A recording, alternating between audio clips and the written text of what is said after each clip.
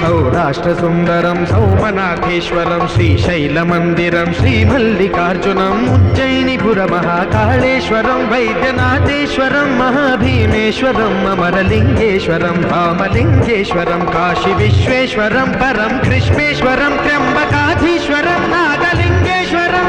श्रीकेदारलिङ्गेश्वरं लिङ्गात्मकं ज्योतिलिङ्गात्मकं वायुलिङ्गात्मकम् आत्मलिङ्गात्मकम् अखिललिङ्गात्मकम् अग्निसोमात्मकम् अनादिं